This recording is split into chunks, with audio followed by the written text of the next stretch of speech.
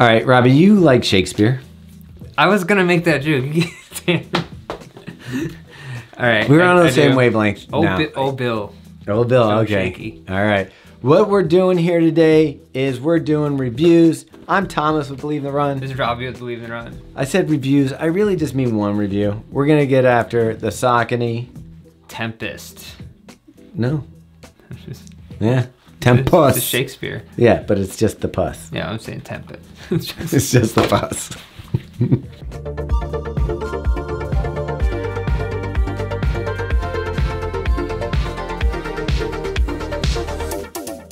So we're here to give you a review of the Saucony Tempus, but before we do that, Robbie, how do you like a video?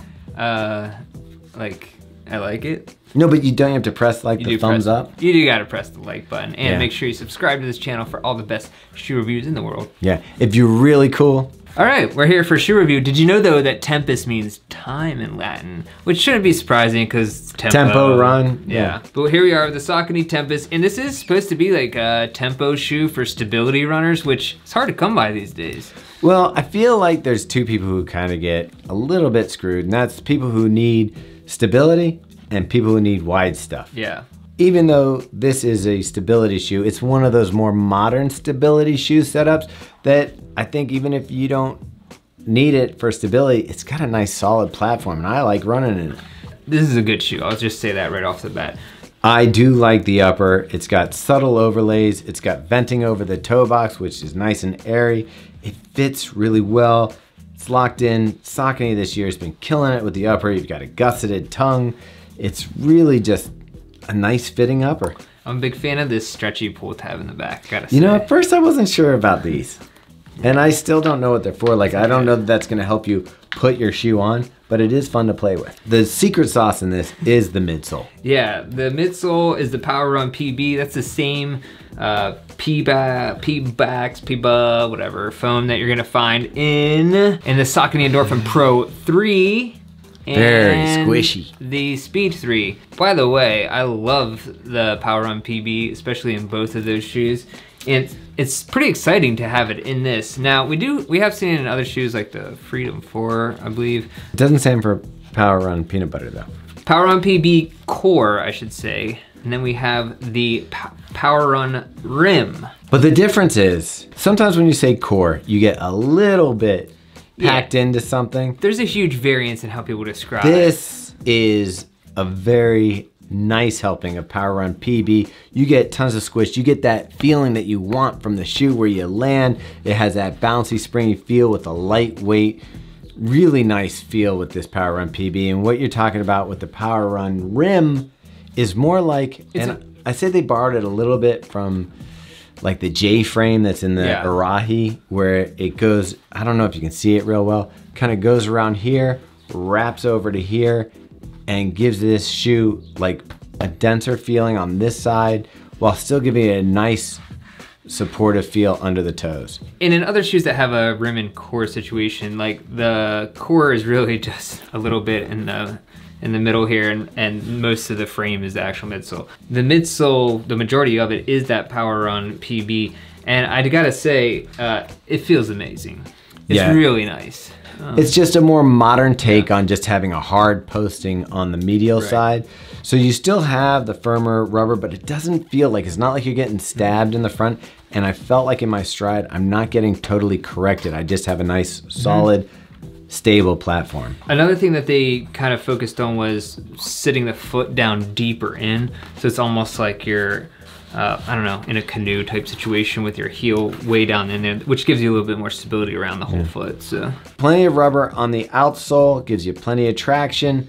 I didn't have any issues with this shoe really at all.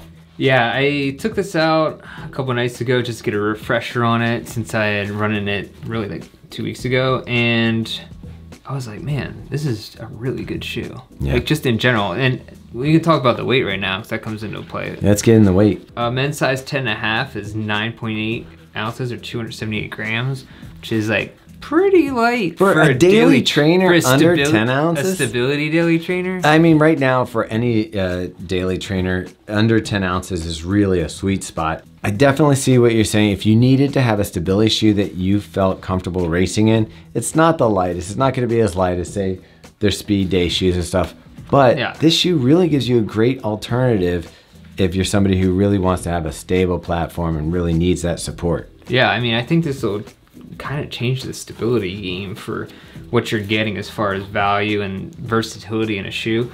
And then now the stack height on this is 36.5 in the heel and 28.5 in the forefoot, 8mm drop.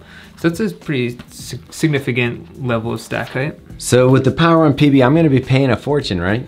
You know what? That is the one area where Saucony seems to be able to undercut everyone. So this comes in at $160, which for a stability shoe is like, that's what stability shoes cost. You're getting it. But you're getting that PWRRUN PB that you're finding in those higher tier shoes like the Endorphin Speed or the Endorphin Pro. So, and especially for a shoe, again, for the people who need stability, that they can use for tempo, daily miles, and racing, I think this is a pretty versatile shoe. We got to mention one thing. One of our reviewers had an issue, not just once, but twice. Yeah, so Aldrin, our mean stability guy, I'm not sure if I think he wears his feet, or I think maybe a little short. I think Aldrin wears his shoes pretty snug, so his toes did, I don't know if they caused abrasion against their front, but there's a lamination up in the toe, and it peeled away on both pairs of shoes he had, I think on his first run. Which yeah, is instead wild. of having an overlay, it's one of those pieces that goes on the inside to give the toe shape. And yeah, he peeled that down, which I didn't have a problem with at all. Yeah, I mean, I didn't notice it either. Now, I always have at least, I just found out last week, maybe I wear my shoes too long. Yeah. I had more than a thumbs width between the front and my toes, so I didn't have an issue with it. Overall, I think that this is in a new class of stability shoes. When we talk about stability, it's almost like I feel like they need to make a new name up for it, because when I think of it, I think of the clunky shoes that kind of aren't fun to run in. And this is fun to run in. And that type of stability, it's like, are we even making that anymore? Pretty much everyone's gone away from that. So overall, I think people are gonna love this shoe, especially as an all new shoe in the Saucony family. So double, toil and trouble. Oh, nice.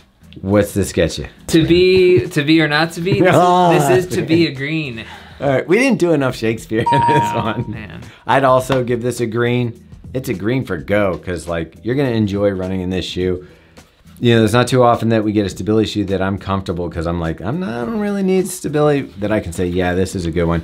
I'd say this is right up there. It's gonna be a tough call when we start putting together our best of for the year list, because there's, I think between this, the Kayano Light. For stability shoe, this is gonna be hard to beat. Follow us on Instagram and check us out on the Drop Podcast.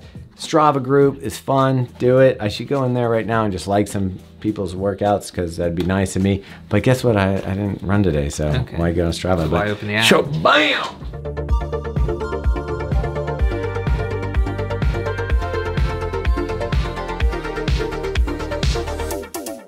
Saucony Tempus, not Tempest.